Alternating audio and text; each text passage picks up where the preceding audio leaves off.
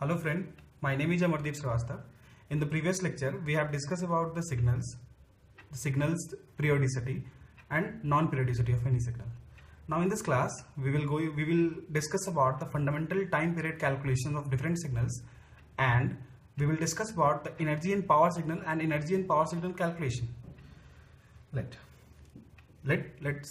Before starting, we are just discussing about some of the questions, some of the relationship that will tell us the different properties of fundamental time period, or the factors affecting the fundamental time period of any system. Let's take example. X of t is equal to sine of 2 pi t. Its time period is, as we know that time period calculation, t is equal to 2 pi by omega naught. Here omega naught is equal to 2 pi, as we know, that is 2 pi by 2 pi. Hence the fundamental time period is 1.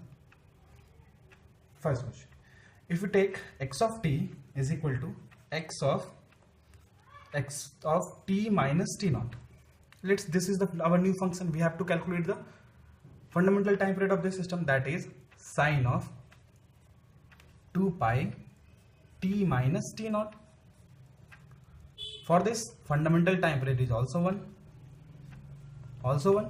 Now let's take third example. If x of t is equal to x of minus of t, that is sine of minus of 2 pi of t, that is minus sine of 2 pi t.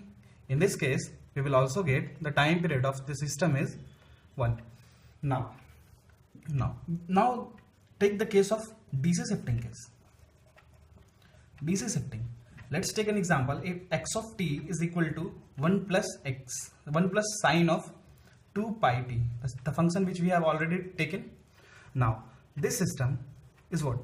That is, in this case, we are just trying to prove that the time shifting or DC shifting property, DC shifting will not affect the fundamental time period. For the fundamental time period of this signal is t naught is equal to 1. Hence you can calculate that time period calculation is independent of time shifting, time reversal, change in phase, and amplitude shifting. Or remember, this is the properties used by GATE to solve many questions. Just take a screenshot or just write down on a paper. These are the most essential topics.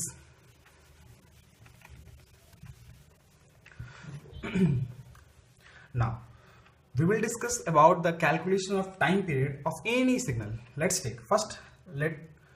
I just want to define rational number. Rational number is a number which is of the form of p by q, where p and q are integer value and q not equals to 0. Simple. 4 by 2 is a rational number. 2 by 4 is a rational number. 1 by 3 is a rational number. Now pi, it's an irrational number. But 22 by 7 is a rational number. And root 3, root 5, so on are irrational number.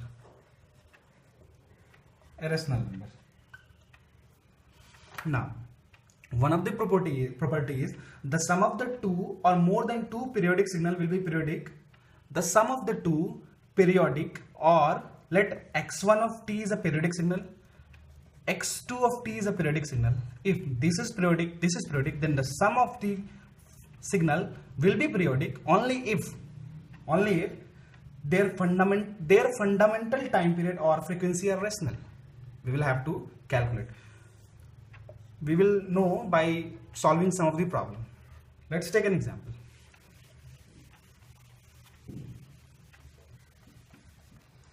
Let's take x of t is equal to x1 of t plus minus x2 of t. This is a signal 1 and this is signal 2. Let the time period of this signal is t1, frequency is f1, and angular frequency is omega 1. For this signal, time period is t2, frequency is f2, and angular frequency is omega 2.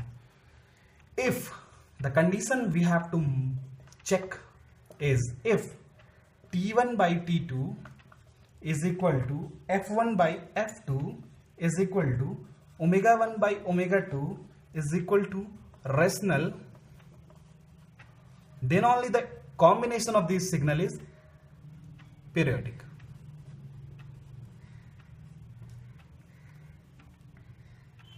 If now we will know that the signal is periodic, now we have to find the fundamental time period T naught, then we can calculate by taking the LCM of T1 comma T2, that is the time period of first signal and time period of second signal, and omega naught equals to HCF of omega 1 and omega 2.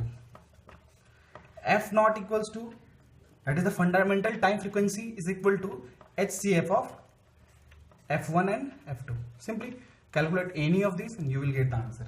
Simple.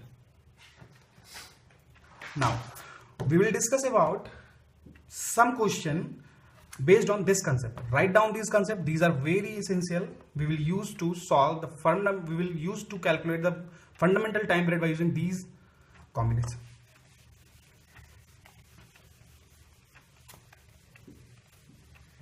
Let's, for an example, let's take a signal.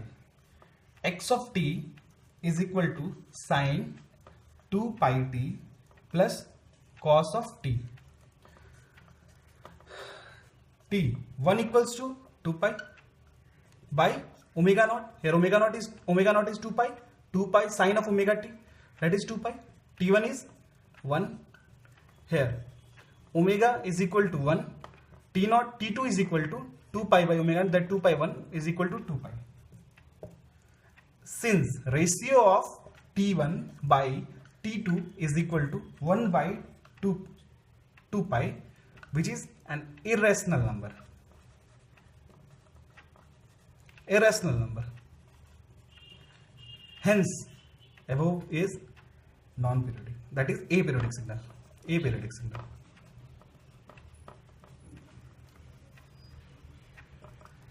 Now, we will take an example by considering, let's x of t is equal to sine of 2 pi t plus cos of 5 pi t plus sine of 9 pi t plus 2. As you know, the DC shifting will not affect the periodicity of signal. Always remember, the DC shifting will not affect the periodicity of signal. Hence, we will check only this, this and this. By taking this by this ratio or this by this ratio should be same, and if the ratio of the time period of this by this, this by this or this by this is same, then you can say that the entire system is periodic, and we will calculate the time period of a system. Simple. Always take in mind these concepts or these ideas in you. Now we will discuss about half wave symmetricity. Half wave symmetricity of a signal is confirms by relation. If a signal is half wave symmetric, then x of t is equal to minus x of t plus minus t naught by 2. That is, for a periodic signal, always remember, for a periodic signal to be a half wave symmetric, to be a half wave symmetric, it must follows this relation: x of t is equal to minus x of t plus minus t naught by 2, where t naught is equal to fundamental time period, and this operation is known as time shifting by half. Time shifting by t naught by 2. Simple. Let's take an example to clear this concept. For example, this is a signal.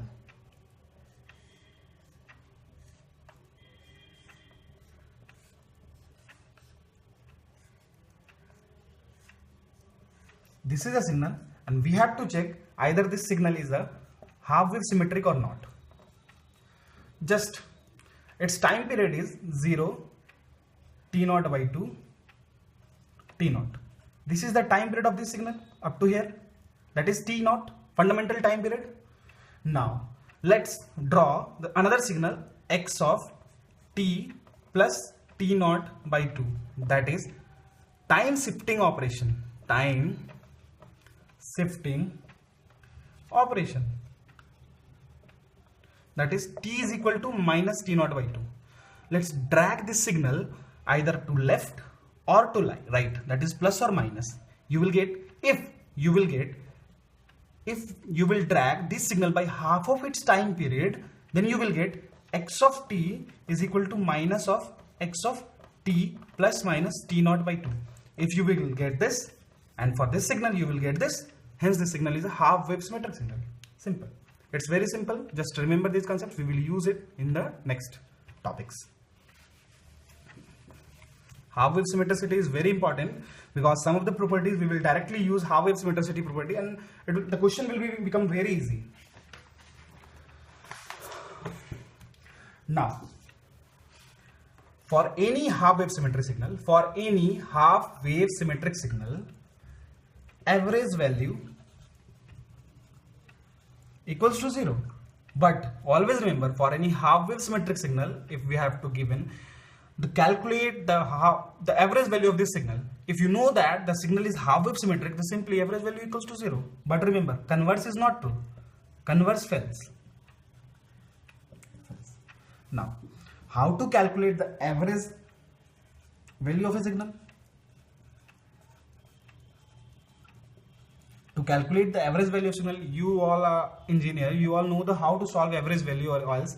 For a signal, I just want to give you a formula, that is the method of integration, integral method for a continuous time signal. Always remember, integration is liable for continuous time signal, summation is liable for discrete signal. Continuous time signal we will use Laplace transform. For summation of time signal we will use jet transform. Always remember these terms we will use in the next lectures, in the later next lectures. Now, for x of t, average of x of t for a periodic signal, integral minus infinity से plus infinity x of t dt. If we have to calculate area or average of x of t within a limit t1 to t2, simple. Then you have to change this integral to t2, t1 to t2, x of t dt. Simple. Now, now we have to take into two cases, for periodic and for aperiodic signal. For periodic signal, average value of x of t, that is average of x of t, is given by 1 by t naught integral. Periodic signal, that is its time period is fixed t naught by 2 to t naught by 2 minus t naught by 2 to plus t naught by 2 x of t dt for a periodic signal. For a aperiodic signal, we will take limit t tends to infinity. We assume that the signal will repeat its value, its time period after infinite time. Hence we are taking like this, 1 by t integral minus t by 2 to plus t by 2 or 0 to t x of t dt for aperiodic signal. Always remember. I think this concept is clear. This is very easy concept. Now we are going to move to some of the question. Let's take an example. If you have to give average value, calculate average value of this signal. This is a very easy question. You can easily calculate. But I just not want to lose any concept here. That's why I am giving this. A naught x of t. Let us time period is t naught. Since this signal is periodic up to, this is t naught by 2 and up to t naught, we will have to calculate area. Simple. Average value. Average value we can also calculate by area under the curve by total time period of the signal.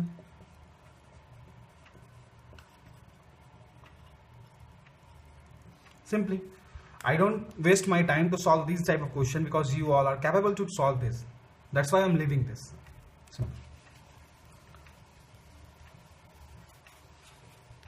Now, RMS value of a signal.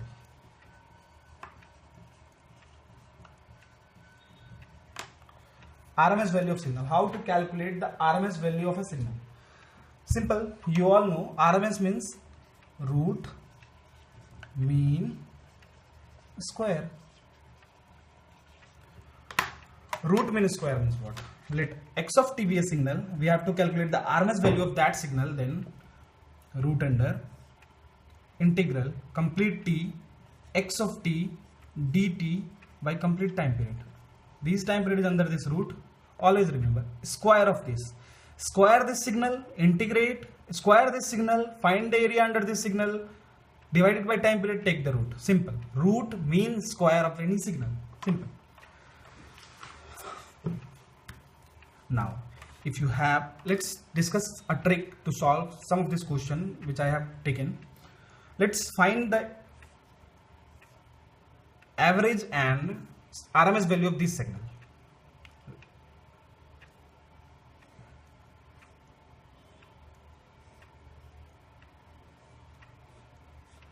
You can easily, for average value, you will take a time period up to t, and then you will do area under the curve. You will calculate the area under the curve time period.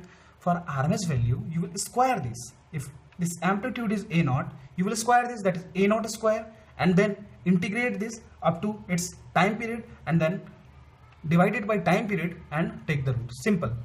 There is no need to solve by integral this, by this, squaring the function and all. Simple. Apply the trick and solve the question. That's it. Now, our next topic is energy and power signal. Energy, it's a very important topic. आराम से इसको हमें देखना है. Energy and power signal. Let's discuss a small concept on this. मैं एक topic अभी मैं बता रहा हूं, उसे ध्यान रखना. बस इतना ध्यान रखना कि एनर्जी और पावर सिग्नल के लिए हमारी फोरियर ट्रांसफॉर्म एग्जिस्ट करती है. I will discuss in the later section, but remember this now. Simple. And always remember, Laplace to Fourier transform conversion is possible only when the signal is energy or impulse.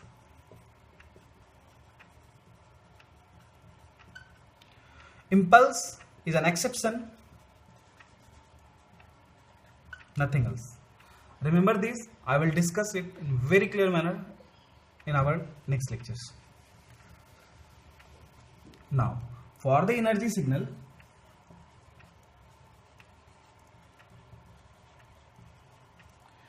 E of x of t is equal to integral minus infinity to plus infinity magnitude of a signal for which we have to calculate the energy of that signal to square dt.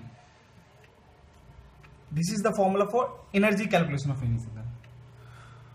For power signal,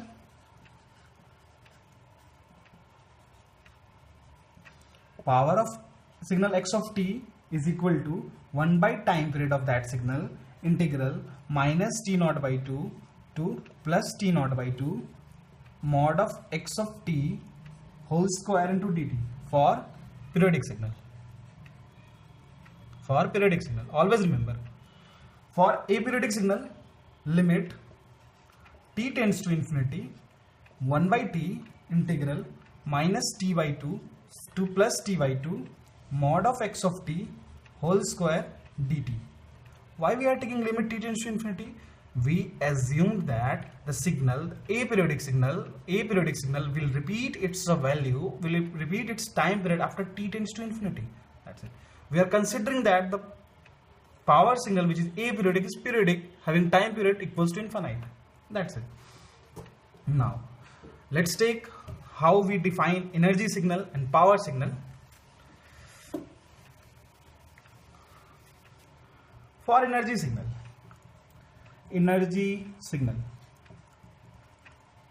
for an energy signal, energy should be finite. Energy should be finite, means some value, but power equals to 0. Always remember this concept. Energy equals to finite and power equals to 0. Second point to be noted down for energy signal is it should be absolutely integrable. What is the meaning of absolutely integrable signal? Is that For an absolute integrable signal, we take integration from minus infinity to plus infinity mod of x of t dt should less than infinite. That is, its value along its time period should be finite. Simple. Now we have to calculate the energy of a signal. Let's calculate. Let's take an example. Calculate the energy of this signal. X of t, magnitude is 5 up to 0 to 2.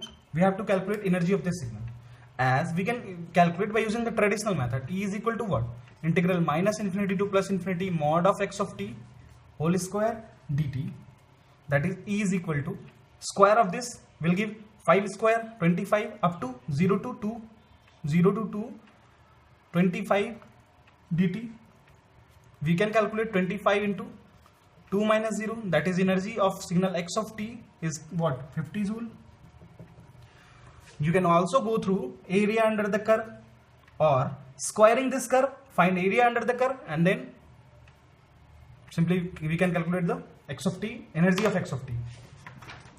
It's very simple. Now I just want to give you a trick for triangular signal. For a triangular signal, we will always try to solve by this method. It will be very easy. Let's set signal 0 to 1 x of t over time period t. If you have to calculate, let's assume, energy of the signal, what you will do? You will find the equation of this line, area under this curve, square of this line, and then you will calculate the energy.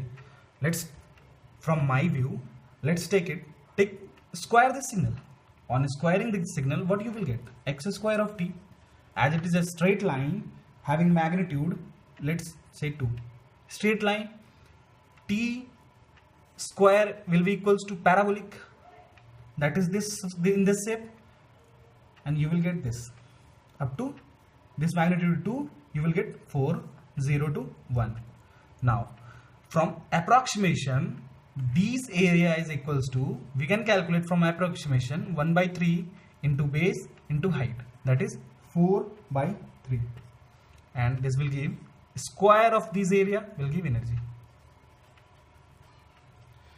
You can use very traditional method to solve by using the integral formula, but use some trick to save time, nothing else. Now I just want to calculate energy of signal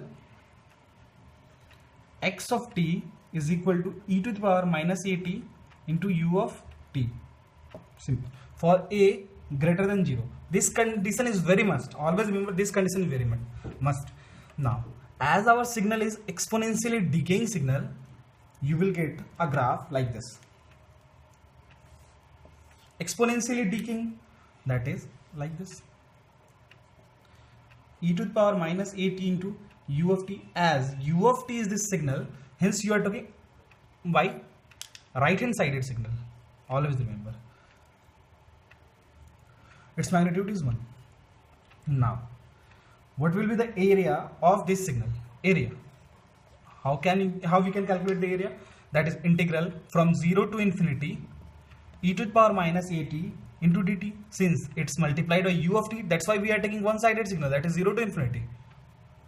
That is, we will get e to the power minus at by minus of a from 0 to infinity. Area will be equals to 1 by a for a greater than 0. Always remember, these conditions should not be avoidable. Now, for area we know. Now energy equals to integral 0 to infinity square of this signal, that is e to the power minus e2at into dt, where our main signal is e to the power minus at. If you square this signal, you will get e to the power minus 2at dt. Now, as we integrate this signal, you will get e to the power minus 2at by minus of 2a from the limit 0 to infinity. Then you will get energy. On solving this, you will get 1 by 2a. Now,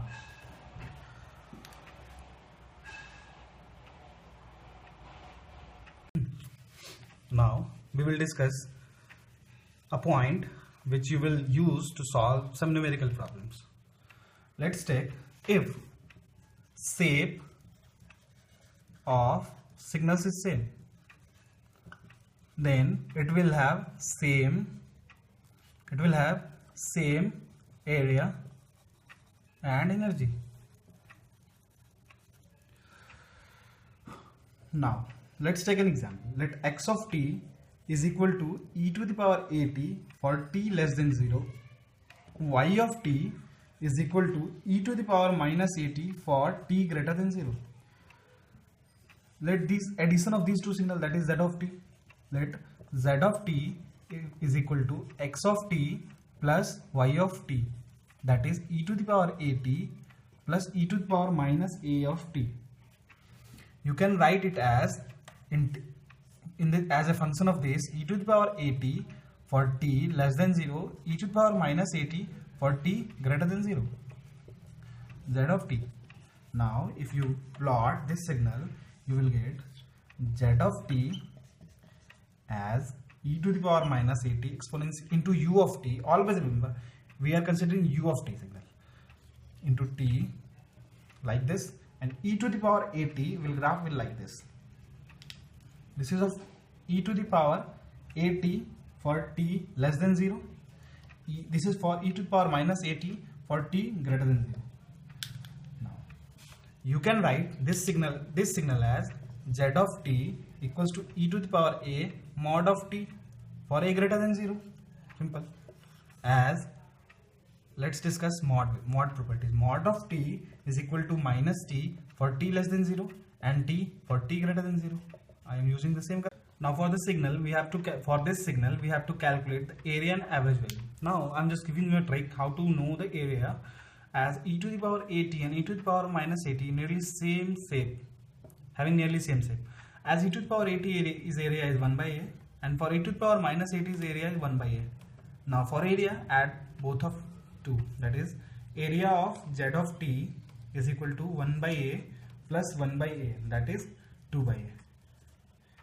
Hence, and energy of, as we have previously calculated, energy of this signal energy is 1 by 2a and this 1 by 2a. Hence z of t energy is 1 by 2a plus 1 by 2a, that is 1 by a.